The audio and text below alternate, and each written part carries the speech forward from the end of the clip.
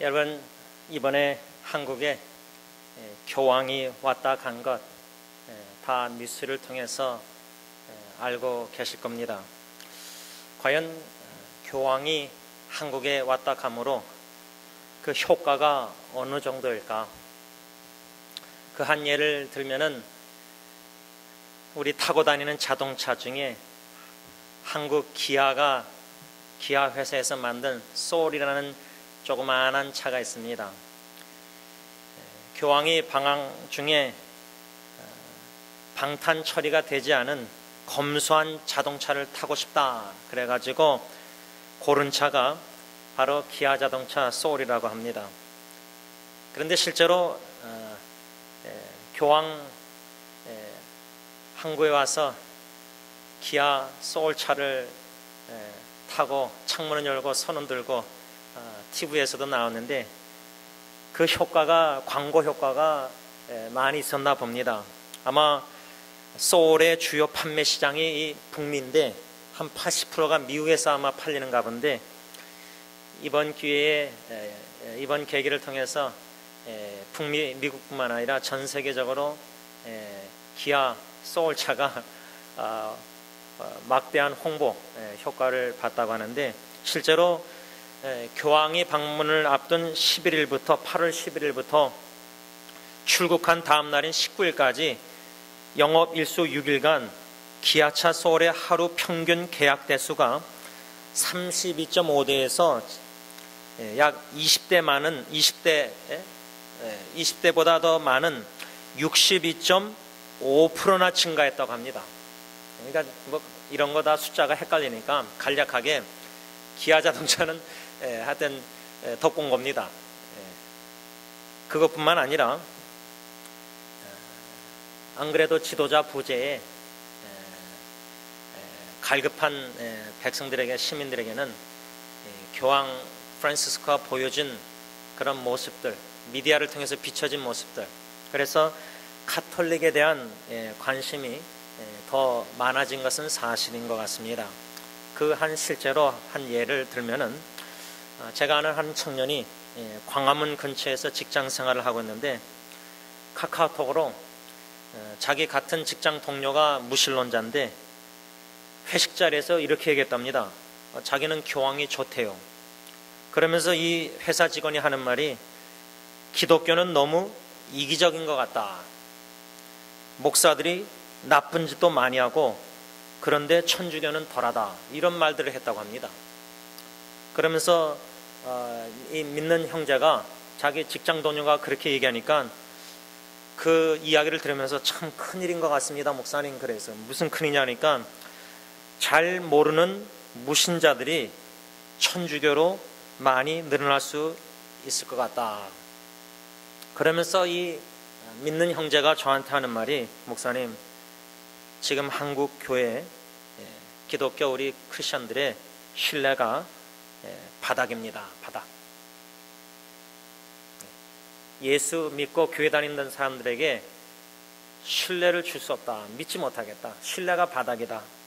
여러분, 어떻게 생각하십니까? 과연 저와 여러분들이 우리 가정에서 믿지 않는 또 가정 식구나 친척이나 친구들, 직장 동료, 사람들, 이웃에게 과연 참 진실한 사람으로서 거짓이 없는 참 정직하고 성품이 변화되는 참 신뢰를 줄 만한 사람이십니까? 아니면 교회를 다닌다고 하는데 저 사람은 참 인격적으로 나보다 못하다. 참 믿지 않는 사람보다 입이 지저분하다. 참 저 사람은 거짓말도 거짓말도 잘하고, 참 교회 다닌다고 하는데 저렇게 고개 흔드는, 만일에 그런 사람이라면 우리는 복음의 진전, 복음 전파의 징검다리가 아니라 장애물, 전도를 방해하는 교인이라 그 말입니다. 우리는 복음 전파의 징검다리 역할을 감당해야 되는데, 그러기 위해서 어떻게 되느냐. 그래서 제가 그 형제한테 기독교 크리스찬이 신뢰가 바닥이고 어쩌고 그러길래, 형제 직장에서 본이 되십시오. 본. 먼저 나 자신이 직장에서 신뢰를 줄 만한 사람이 되십시오. 기독교인들이 이기적이라는데 이타적인 섬김으로, 말보다 행동으로 소외된 사람들에게 관심, 지극히 작은 일들부터 우리가 있는 그곳에서부터 가정이나 직장이나 가는 곳마다 참 예수님의 빛과 소금의 역할을 예수님이 감당하라고 하는데, 작은 일부터 충성해서 진실되게 신실하게 이름 없이 빛도 없이 주님만 바라보면서 즐거운 마음으로 순종하면서 그런 본이 되는 신뢰를 줄 수 있는 크리스찬이 되어야 된다, 그 말입니다. 여러분, 우리가 이렇게 빛과 소금의 역할을 이 세상에서 감당하기 위해서는 어떻게 해야 되느냐 할 때, 저는 디모데전서 4장 15절로 요약을 하려고 합니다. 사도 바울이 디모데에게 이렇게 편지를 씁니다. 이 모든 일에 전심전력하여 너의 성숙함을, 너의 진보를 모든 사람에게 나타나게 하라. 간략하게 요약하자면, 우리가 이 세상에 빛과 소금의 역할을 감당하는 신뢰를 줄 수 있는 복음의 전파의, 복음 전파의 징검다리의 역할을 감당하기 위해서는 우리가 성장하고 성숙해야 된다, 그 말입니다. 그것을 개역 한글에서는 너의 진보, your progress. 여러분, 우리가 신앙생활 1년, 2년, 3년, 4년 우리 자녀 후손들을 보면은 사춘기 때 애들이 먹으면서 얼마나 무럭무럭 빨리 크고 있습니까? 요즘 저희 집 예리가 저보다 크겠다고, 그래서 학교 가기 전에 사진을 찍었는데 뒤꿈치를 들길래 제가 이렇게 어깨에서 눌렀습니다. 너는 절대 아빠보다 못 클 거다. 아빠와 딸하고 이제 키싸움입니다. 이미 엄마는 엄마는 뭐 이제 제 아내는 이제 예언이 빼놓고는 이제 제일 작은 자니까 얼마나 제 기도 제목 하나님 응답하시는지, 하나님 제 안에 주인인 줄 알고 겸손케 하옵소서인데, 이렇게 또 그 이제 키가 예리가 얼마나 이렇게 막 자라는지 모릅니다. 여러분, 신앙생활도 교회를 다니면서 말씀을 먹고 기도의 눈물을 마시면서 자꾸만 조금씩 층겨 올라가듯이 자라나야 됩니다. 조금씩이라도. 그런 믿음의 진보, 그것을 빌립보서 1장 25절에서는 사도 바울이 내가 살 것과 너의 믿음의 진보와 기쁨 위하여, 디모데 전서에서는 너의 진보, 우리 자신이 변화되어야 된다. 사도 바울이 디모데에게 너의 진보를 나타내라 그러면서 오직 말과 행실과 사랑과 믿음과 정절에 있어서 믿는 자에게 본이 되라. 이것은 간략하게 요약하자면 우리 개개인이 삶의 언행이나 모든 면으로, 마음으로, 겉으로 다 변화가 된다는 겁니다. 그런 변화가, 자꾸만 변화가, 진보가 있어야 된다는 거예요. 신앙생활 하면 할수록 조금씩 계속 변화되어야 됩니다. 그와 동시에 빌립보서 1장 25절에서는 믿음의 진보, 그러니까 나의 진보, 또 나의 믿음의 진보, 믿음이 자라낸다. 그런 가운데서 오늘 1장 12절 본문에서는 복음의 진보, 개역 한글에서는 복음의 진보, 개역 개정에서는 복음의 전진. 다시 말하면 세 가지 단어를 생각하면 됩니다. 나의 진보, 믿음의 진보, 복음의 진보. 복음이 진보, 전진되기 위해서는, 복음 전파가 전진되기 위해서는 시작이 어디서부터 되냐? 나의 진보입니다. 나의 변화. 나의 변화가 나부터 시작됩니다. 저 교회 저 목사 이게 아니라 나부터 변해야 됩니다. 나부터 회개 눈물을 흘려야 되고, 나부터 죄를 버리고, 나부터 마음의 변화가 있어야 되고, 속사람부터 위선을 버리고 거짓을 버리고 모든 죄악된 욕심 탐심 버리고 날마다 버리면서 나 자신을 부인하면서 십자가를 지고 예수를 쫓는 나의 삶의 변화. 자, 그러면 여러분들의 인생을 뒤돌아볼 때, 신앙생활을 뒤돌아볼 때 어느 정도 변화됐다고 보십니까? 적어도 내가 내 자신이 변화된 줄 잘 모른다면 제일 가까운 가족 식구, 뭐 배우자든 자녀든 부모님이든 볼 때에 내 남편이, 내 아내가, 내 부모님이, 내 자식이 진짜 달라졌다. 전에는 막 이렇게 말도 막 그러고 전에는 막 행실도 그랬는데 사람이 참 변했다. 이런 말을 들은 적이 언제십니까?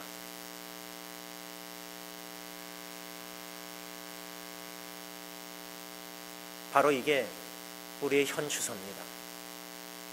그러기에 우리는 기독교인들이 세상에 신뢰를 주지 못하고 빛과 소금의 역할을 감당하지 못하는 겁니다. 시작은 나부터입니다. 내가 변해야 됩니다. 그런 가운데 믿음이 자라나야 됩니다. 믿음이 성장해야 됩니다. 그런 가운데 복음의 진보, 복음이 나를 통해서, 우리를 통해서 세계 방방곡곡에 점점 확산, 복음이 확산돼야 된다, 전진돼야 된다, 그 말입니다. 오늘 사도 바울이 빌립보 성도들에게 편지를 쓰면서 12절에 다 같이 씁니다. 시작. 형제들아, 내가 당한 일이 도리어 복음 전파에 진전이 된 줄을 너희가 알기를 원하노라. 이 말씀 중심으로 오늘 설교 제목을 복음 전파에 진전이 되길 간절히 기원합니다. 하나님, 나의 삶을 통해서, 심지어 나의 죽음을 통해서라도 복음 전파에 진전이 있기를 원합니다. 이 기도가 결론입니다. 나의 삶과 나의 죽음을 통해서라도 예수 그리스도의 복음이 전파되길 원합니다. 왜 사도 바울이 이런 편지 내용을 빌립보 교인들에게 보냈을까? 그가 간절히 원했던 주 예수 그리스도의 복음 전파. 오늘 본문 보면 12절에 내가 당한 일이 도리요. 무슨 일을 당했는데, 그런 사도 바울의 당한 일, 그 상황이 어떤 상황이었는데 그런 상황을 통해서도 하나님께서는 사용하셔서 복음 전파 진전이 있게 만드셨는가?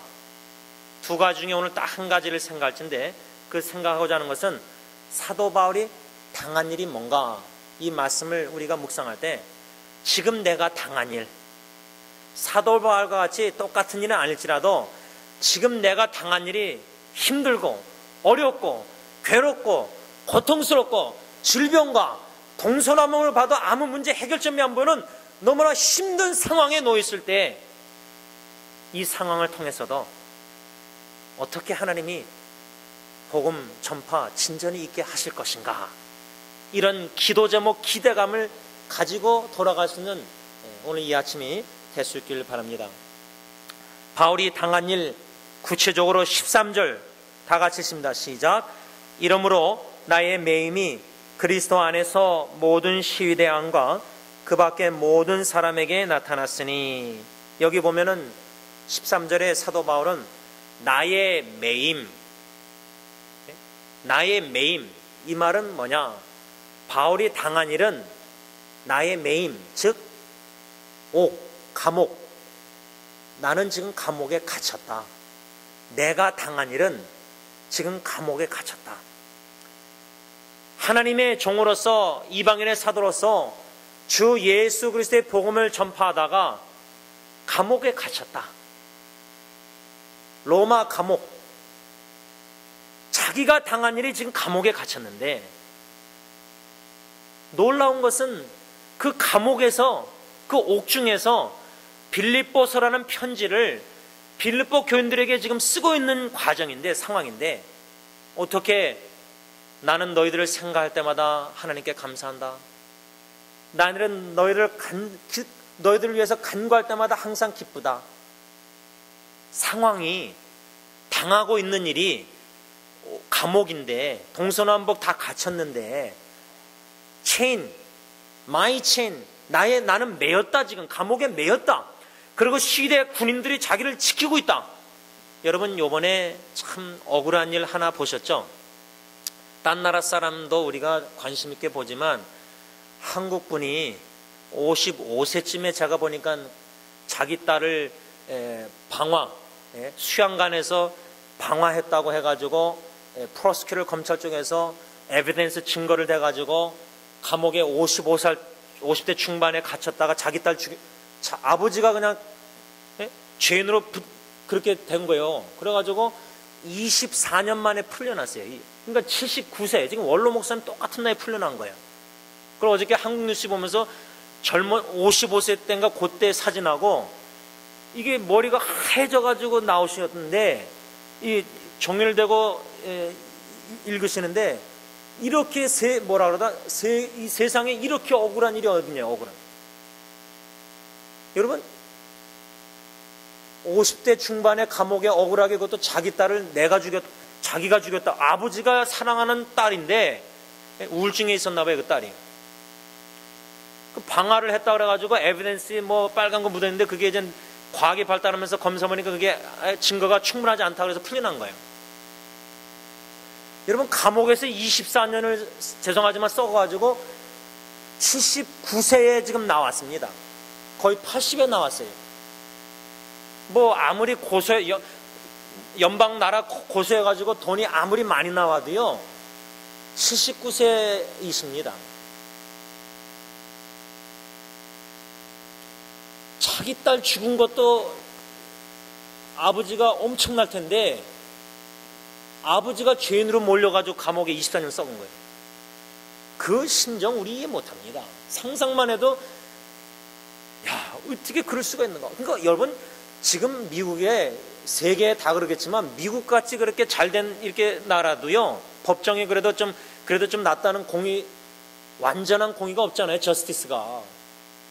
억울하게 그렇게 감옥에서 살다가 나온 사람들이 얼마나 많아요. 특히 흑인들이요. 미국 아직도 인종차별이 있습니다. 감옥에서 이 아저씨는 자기 딸한테 편지도 쓸 수가 있겠습니까? 죽었는데. 사도 바울은 감옥에서 영적 아기를 낳았듯이 해산하는 고통을 경험한 이 빌립보 성도들에게 편지를 쓰면서 나는 지금 매였다. 내가 지금 당한 일은 감옥에 매였다. 그런 상황에서 어떻게 편지를 쓰면서 사랑하는 사람들에게 편지를 쓰면서 나는 너희들 생각할 때마다 하나님께 감사. 감옥에 gat혀 있는데 사랑하는 식구들 바깥에 사회에서 생활하는 식구들 생각할 때 감사가 나오겠습니까? 아니면 정말 억울하고 막 내가 이거 죄를 안 졌는데 억울한 막 불평 원망. 저는 그래서 이 말씀을 묵상하면서 우리가 당하고 있는 일들 지금 각자 당하고 있는 일들. 여러분 오늘 이렇게 김동희 쌤 오셨는데 우리 최분날사님 임봉이 할머님 다 지금 양론에 계시는데 우리 다 알잖아요. 양론에 다 가보신 분 알잖아요. 끝까지 어르신들 양론에 안 가시려고 하잖아요. 누가 그 양론에 가길 좋아해요. 양론에 동서남북 그냥 거기 패실리티에서 뭐 휠체어로 어딜 갈 수 있습니까? 누가 와야지, 식구들이 와야지 좀 데리고 나가지. 거기 항상 방 안에 움직이지 못하는 분들은 임봉이 할머님은 누가 이렇게 움직이지 안 하면 그냥 계속 누워 계셔야 돼요. 어느 누구의 도움 없이는 아무것도 거의 못 하세요. 감옥은 아니지만 그게 감옥 아닙니까? 그렇게 인생을 1년, 2년 계속 보낸다고 상상하시면 지금 여기 계신 분들 누가 거기 들어가고 싶으시겠어요? 그런데 그 와중에서도 하나님께 감사 찬양. 여러분 장울수 어머니 돌아가시 전까지요. 그분은 주님의 높고 위대하심 찬양하고요. 부름받아 나선이범 찬양하고요. 주기도문 외우고 시편 외우고 그러셨어요. 여러분 이게 실제로 내가 양론에 그렇게 계속 여기 부러지고 계속 누워 있는데 아무 할 수 없는데 그렇게 찬양하실 수 있겠습니까? 하나님께? 이게 바로 믿음입니다. 이게 바로 신앙입니다. 사도 바울은 그가 당한 일 옥중에서도 편지를 사랑하는 빌립보 교인들에게 쓰면서 감사하고 기뻐했다 그 말입니다. 사도 바울은 오늘 본문뿐만 아니라 사도행전 16장을 보면은 바울이 신라와 함께 감옥에 깊은 옥이라고 써 있습니다. 깊은 옥에 갇혔습니다. 근데 왜 깊은 옥에 갇혔느냐? 세상적으로 논리적으로 생각하면 억울합니다. 왜? 귀신 들린 여인을 고쳐줬기 때문에 그렇게 감옥에 갇힌 겁니다. 누가 가뒀느냐? 그 귀신 들린 여인이 점을 쳐가지고, 지금 말하면 점치는 여인처럼 그 여인의 주인이 그 점치는 여인을 통해서, 귀신 들린 여인을 통해서 수익이 많았고 돈을 벌었거든요. 그런데 이 여인이 바울과 동역자들을 자꾸만 쫓아다니면서 하루 이틀이나 날마다 괴롭게 하니까 바울이 뒤돌아서서 예수 그리스도의 이름으로 내가 명하노니 그에게서 나오라, 그 귀신 나오라. 그래서 귀신을 쫓아낸 거예요, 예수의 이름으로. 그러니까 그 귀신 들렸던 여인의 주인들이 더 이상 큰 수익, 돈을 못 벌게 됐으니까, 왜? 점을 못 치니까. 그래서 고발해서 바울과 실라를 장터로 끌고 가서 관리들에게 고발했습니다. 그래서 그 관리들이 바울과 실라의 옷을 찢어 벗기게 하고 매로 많이 친 후에 옥에 가뒀다. 이거 얼마나 억울합니까? 예수 그리스도의 이름으로 귀신 들린 여인 고쳐줬다가, 귀신 들린 여인 고쳐줬으면 감사해야 되잖아요. 근데 그 여인의 주인들, 그 여인, 귀신 들린 여인을 병 낫게 하기를, 귀신 낫게 하기를 원하기보다 귀신 들린 여인이 어떻게 고통을 당하든 그 여인을 통해서 돈을 버니까, 이게 바로 세상 사람들입니다. 욕심입니다, 욕심. 사람은 어떻게 되든 그 귀신 들린 여인을 통해서 돈을 벌고 있으니까 그게 좋았는데 바울이 고쳐버린 거예요, 예수 이름으로. 그래서 감옥에 집어넣은 겁니다. 매맞고 옷을 찢고 깊은 옥에. 그런데 저는 그 사도행전 16장 이 바울과 실라의 그 상황을, 배경을 이렇게 여러분들에게 나누면서 항상 초점 맞추는 게 뭐냐면, 나는 그렇게 할 수 있을까? 뭐냐? 깊은 옥에서 그런 억울한 누명 속에 있었는데 기도하고 하나님께 찬미하더라, 한밤중에. 여러분, 기도가 나오십니까? 지금 어렵고 힘든 때. 지난주에 어떤 지체가 결혼 전에 큰 위기를 맞이해서 대판 싸웠나 봐요. 큰 싸움이 있었나 본데, 결혼이 다음 달인데, 목사님 기도가 안 나오는데, 기도가. 제가 그랬어요. 나도 첫째 아기 죽어갈 때 기도가 안 나오더라.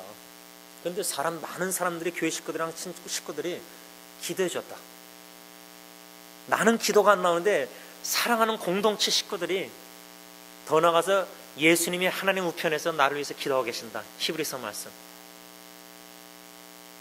너무나 힘들고 어려우면요, 기도해야 되는 거 아는데, 믿는 자에서 기도를 해야 되는 거 아는데 기도가 안 나옵니다. 여러분, 기도가 안 나오는데 어떻게 찬양이 나올 수 있습니까? 여러분, 주일 예배 들어와서 이렇게 우리 찬양 성가다 찬양팀 하지만 하루에 한 번씩 찬양하십니까?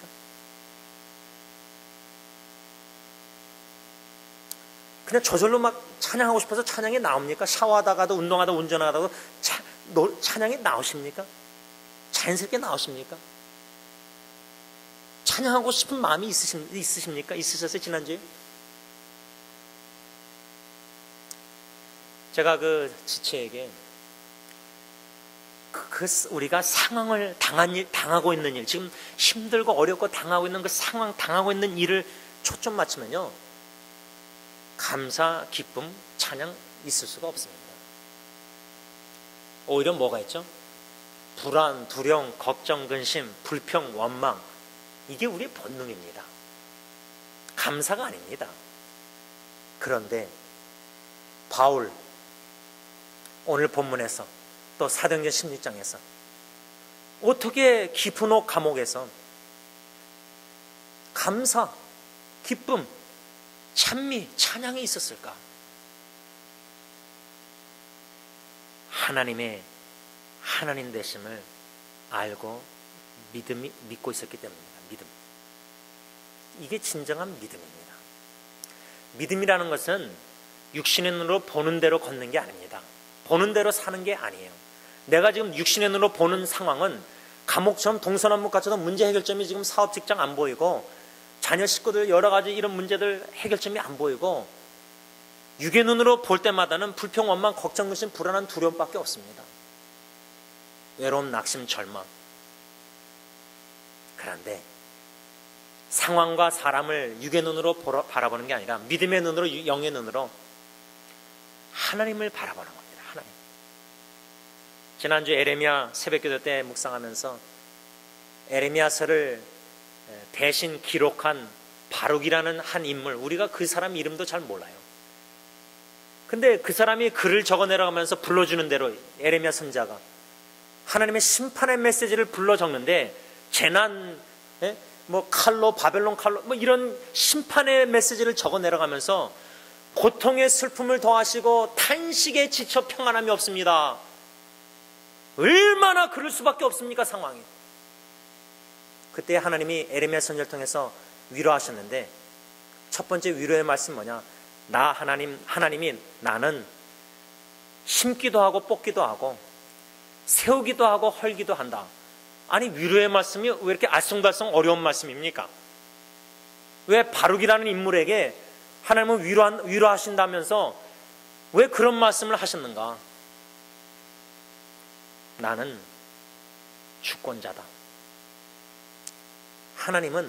나는 하나님이다. 나는 가정을 세우기도 하고 무너뜨리기도 하고 교회를 세우기도 하고 무너뜨리기도 하고 한 나라를 심기도 하고 뽑기도 하고 죄를 범하는 유다 백성들의 나라를 헐고 뽑으시는 하나님. 왜? 그 죄를 철저히 회개케 하고 돌이켜서 깨끗게 하시고자 교회를. 이 하나님의 섭리. 그래서 우리가 감옥이든 어떤 상황에서도 하나님의 주권을 초점을 맞출 때 그 주권적인 뜻이 이해를 못하지라. 왜 하나님이 나의 삶에 이런 어려움을 당하게 하시지? 왜 하나님이 이렇게 참 사업에, 가정에, 부부관계나 여러 가지 건강에 이런 질병과 암이나 이런 걸 허락하시지? 그 상황, 내가 지금 당하고 있는 일이 이해가 안 되는 겁니다. 괴롭고 상황만 보면 너무 낙심이 되고 절망이 되고 눈물 나고. 그런데 사도 바울은 내가 당한 일이 도리어 복음 전파에 진전이 있었다. 이 말은 뭐냐? 내가 당하고 있는 지금 어려운 일들, 힘든 일들, 동서남북 감옥에 갇혔듯이 너무 답답하고 문제 해결점이 안 보이고 괴롭고 질병이 허덕이고 이럴 때 내가 당하고 있는 일, 이 당하고 있는 일을 통해서 하나님이 어떻게 영광을 받으실까? 하나님이 이 내가 당하고 있는 일을 통해서 어떻게 역사하셔서 나를 건져내실까? 하나님이 이 당하고 있는 내 일을 통해서 어떻게 기도응답하실까? 하나님이 내가 당하고 있는 이 어려움 속에서 어떻게 예수 그리스도의 향기를, 빛과 소금을 들춰내실까?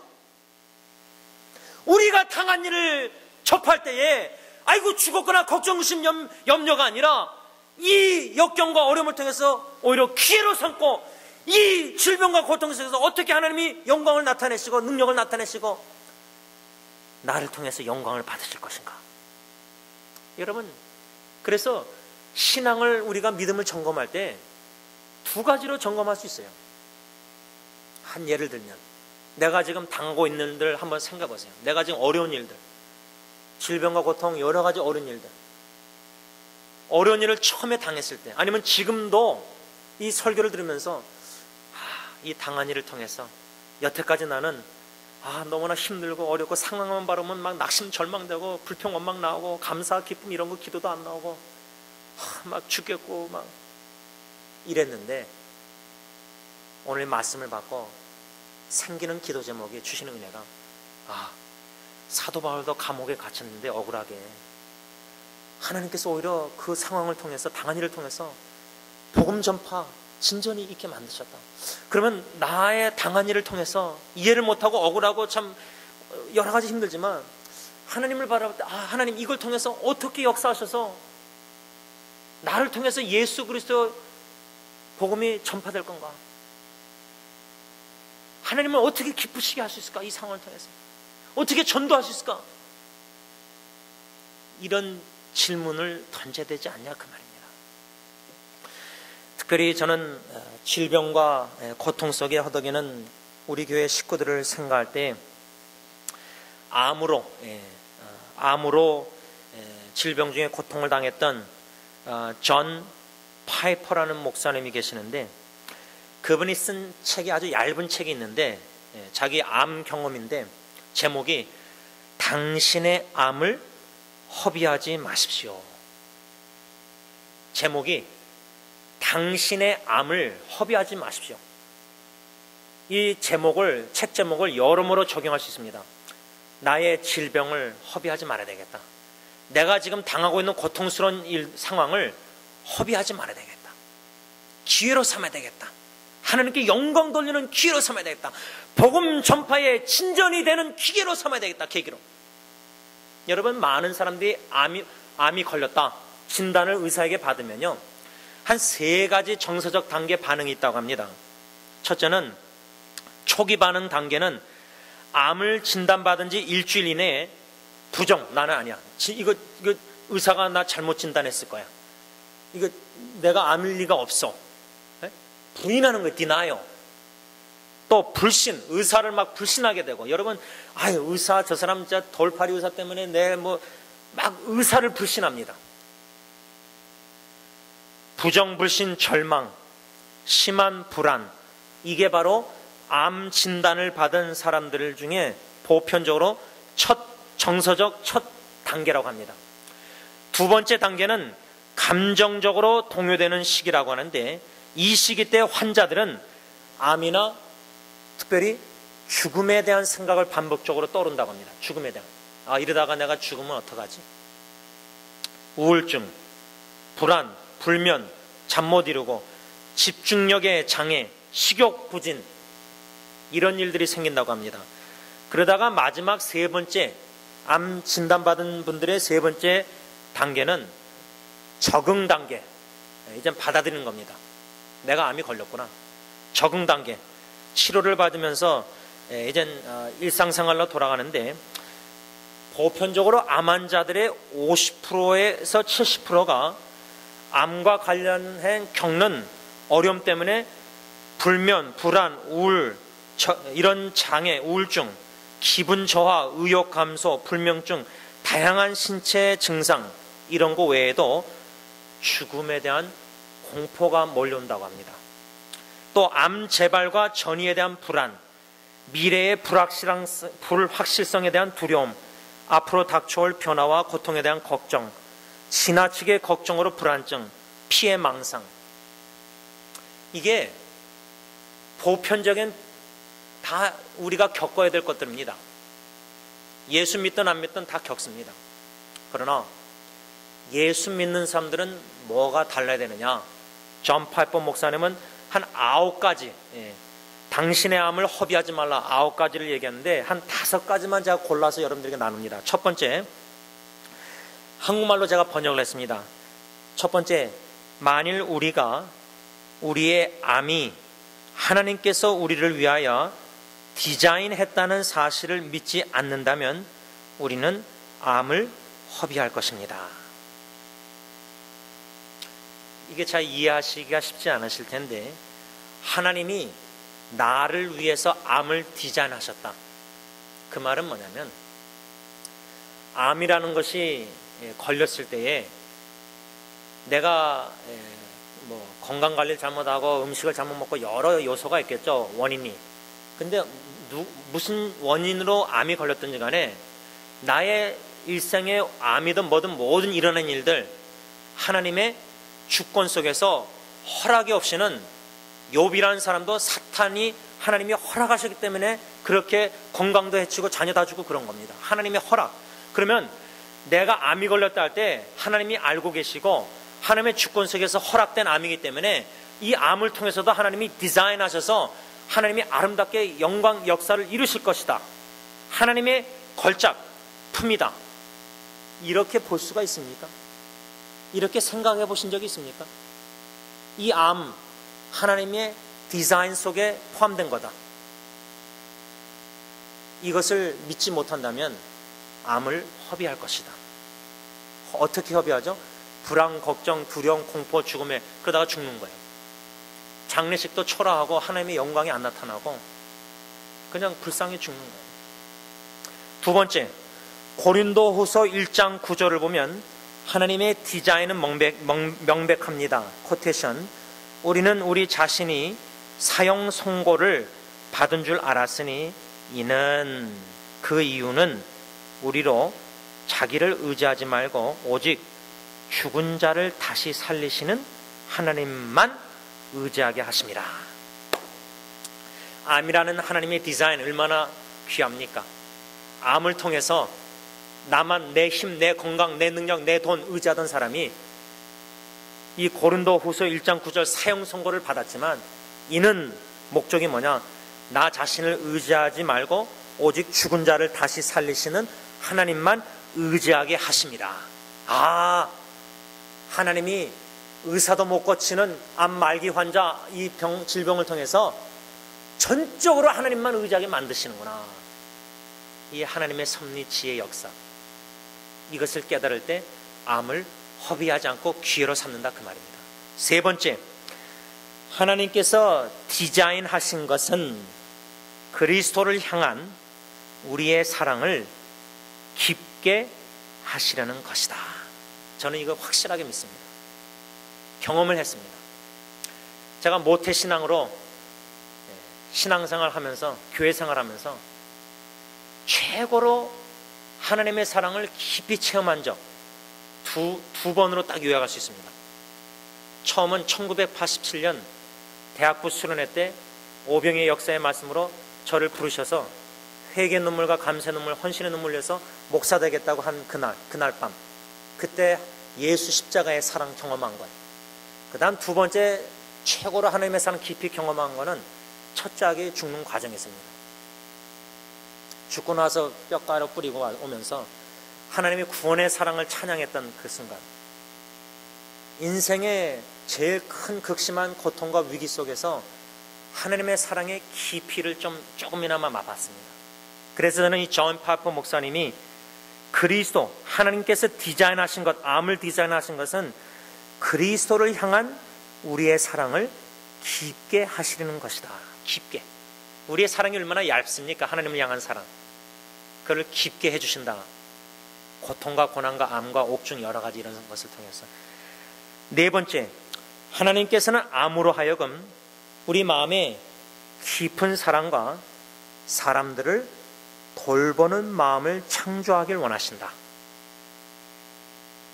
인간의 본능은요, 내가 암 걸려서 죽겠다고 고통당하면요, 다른 사람 안 보이고 self-observe, 자기에게만 몰두합니다. 내 문제가 제일 크니까. 내가 제일 괴롭고 이 세상에서 내가 제일 힘든 사람같이 느껴져요. 그러니까 예수의 사랑, 이웃사랑, 이타적인 그런 관심, 마음, 눈도 열리지가 않습니다. 그런데 암이라는 것을 통해서 하나님이 디자인하신 것은 예수 그리스도의 깊은 사랑을 경험해서 오히려 암을 통해서 내가 아니라 내 가족 식구가 아니라 나보다 더 힘든 다른 사람들에게 관심을 갖게 하시고 그 사람들에게 오히려 위로합니다. 그래서 간증하는 사람들 보세요. 암 환자들이 오히려 다른 사람들 더, 여러분, 그래서 제가 양론에 가면서 느끼는 거는 가끔 어떤 아저씨들은 자기가 힘든데 자기보다 더 힘든 할머니들 휠체어를 끌어주시고 도와주시더라고요. 예수님의 사랑은 내가 힘들다 그래서 나만 몰두하는 그건 사랑은, 이기적인 사랑은 예수님 사랑은 절대 아닙니다. 자기 희생. 암이라는 하나님의 디자인을 통해서 깊은 사랑을 경험하면서 이타적으로 다른 사람들을 자꾸만 더 사랑하는, 내 암보다 다른 사람들의 질병, 작은 질병이 더 크게 보이는 거예요. 이게 바로 암이라는 디자인을 통해서 하나님이 우리 역사하시는 거라 그 말이에요. 한 가지만 더 나누겠습니다. 5번 마지막 하나만 더 나누면요, 암이란 그리스도를 증거할 수 있는 좋은 기회입니다. 여러분, 제가 암 환자들을 여러 번 보고 또 중환자실, 또 양로원, 또 장례식 과정, 하나님의 은혜로 승리장로교에 섬기면서 이런 어르신들 목회 가운데 귀한 경험을 하게 하시는데, 거기서 주시는 깨달음 교훈들이 있습니다. 여러 가지 교훈들이 있지만은 한 가지, 제가 장을선모님 많았지만 그런 양론에서도, 그 상황에서도 주님의 높고 위대하심을 찬양, 음도 안 맞으셔요. 음도 안 맞으셨어요. 제가 맞춰드렸어요. 어떻게 그런 상황에서도 하나님을 찬양하고 꿈속에서 예수님을 만났다고 너무 기뻐하셔서 진짜 주님 만나고 싶어 하세요. 최분당 사람도 한번 전에 방문했더니 천국이라는 거 가보고 싶대요. 너무나 고통스러운 세상에 몸이 아프고 눈만 뜨면 아프니까 식욕도 없고 괴롭고 외롭고 슬픔만이 죄악된 세상, 마음의 무덤들, 어떻게 그런 상황에서 내가 당한 일, 당하고 있는 일, 그런 상황 속에서 하나님께 영광을 돌릴 수 있을까? 어떻게 하면 내 당한 상황 속에서 예수 그리스도가 더욱더 증거되고 복음이 전파될 수 있을까? 결론을 맺으면서 저는 한 가지 이야기를 나누려고 합니다. 지난주 목요일날 뉴스를 접할 때마다 그냥 낙심되고 안 좋은 소식들만 들리고 텔레비를, 라디오를 끄고 그랬는데, 지난주 목요일날 인터넷 CNN 뉴스 보니까 라이베리아에서 의료 선교하다가 미국분 2명, 그 에볼라 치명적 바이러스에 감염된 분들 있잖아요. 아틀란타 에모리대에 치료를 받고 있다가 퇴원하면서 퇴원 인터뷰 컨퍼런스에서 담당 의사, 칩 의사가 얘기를 하다가, 기자들 앞에서 얘기하다가 제가 쭉 다 봤거든요. 켄트 브렌틀리라는 박사님이, 의사가, 33살 이 의사가 종이를 이렇게 들고 옆에 서 있더니 담당 이 칩 의사가, 켄트 브렌틀리 박사가 여러분들에게 말을 하고 싶어 한다. 질문은 받지 않습니다. 이 켄트 브래들리 박사 외에 그 60살 되신 낸시 라이트볼 여인은 화요일날 조용히 퇴원했대요. 몰래. 근데 이 켄트 브래들리 박사는 자기가 자청해서 이 프레스 기자들 모아놓고 컨퍼런스 할 때 자기가 할 말이 있다고 이 종이를 준비했더라고요. 그거를 동영상으로 쫙 다 봤어요. 다 들었는데, 이 켄트 브래들리 형제는 God saved my life, 하나님께서 나의 생명을 건져주셨습니다. 그러면서 이렇게 얘기합니다. 한국말로 제가 번역을 했는데, 바이러스 감염돼서 9일 동안 침대에 누워있으면서 매일매일 점점 더 아파지고 점점 더 약해지고 있을 때 하나님께 나는 이렇게 기도를 드렸다. I pray that in my life or in my death He will be glorified. 하나님, 저의 질병 속에서 신실할 수 있도록 도와주세요. 하나님, 나의 삶이나 혹은 나의 죽음을 통해서라도 당신의 영광을 받으시옵소서. 이렇게 기도했다고 합니다. 자기의 삶과 죽음을 통해서라도 하나님 영광 받아주세요. 낸시 라이트볼이라는 여인은 화요일날 태어나면서 켄트 브래들리 의사에게 딱 한마디 했대요. To God be the glory. 하나님께, 오직 하나님께 영광을. 그 동영상을 들으면서 마음이 뭉클했습니다. 에볼라 감염돼서 생사의 갈림길에 놓여 있다가 극적인 상황에서 미국까지 와서 3주 동안 독방에서 치료받다가 살아나서 그냥 집으로 조용히 리커넥, 자기 가족하고 다시 커넥트 되고 싶다 그러더라고요. 조용하게. 근데 그 이전에 프레스 컨퍼런스 기자들 모아놓고 할 때 자기가 자청해서 종이를 준비해서 그 읽어내라고 하는데 그 동영상을 뉴스를 보는 사람들, CNN이나 다, 특히 예수 믿는 우리 형제자매들이 그런 뉴스를 접할 때 하나님께서 이 형제 죽음의 문턱에서 살려주셔서 예수 그리스도의 복음 전파 진전이 있게 하셨구나, 도구로 사용하셨구나. 감염이 안 됐고 계속 거기서 봉사했으면 이 사람 우리는 누군지도 몰랐던 사람입니다. 근데 감염이 돼서 미디어에 뜨면서 모든 사람들이 주목하고 있었는데 딱 치유받고 서가지고 간증하는 거예요. 그것도 하나님께 영광. 그러나 저는 개인적으로 그 형제가 하나님이 불러가셨어도 그의 간증, 페이스북이나 인터넷에 올라온 글들, 소명의 이끌림을 받은 사람들, 소명에 이끌려서 거기 간 거거든요. 생명을 걸고 우리가 당한 일을 통해서 내가 치유받고 낫고 건진받고 나빠지고 이게 결과가 중요한 게 아니라 어떠한 상황에서도 예수 그리스도가 사나 죽으나 존귀 영광을 받아주옵소서. 예수 그리스도의 복음이 전파되게 하옵소서. 그런 기도를 드릴 수 있는 저와 여러분들 되시길 바랍니다. 기도하겠습니다. 하나님 아버지, 주 예수 그리스도의 복음이 증거되길 원합니다. 우리의 섬김과 이름 없이 빛도 없이 어디서나 겸손히 섬길 때에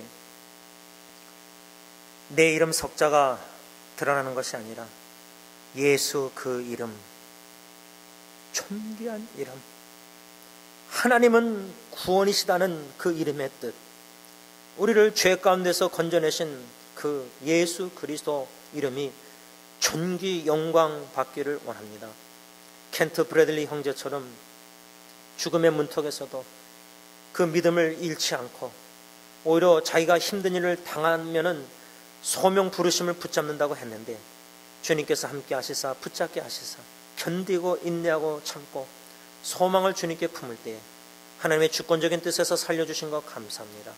그러나 그는 하나님이 불러가셨을지라도 오직 부르심에 순종하여 주님께 영광만을 돌리기 원했던 형제입니다.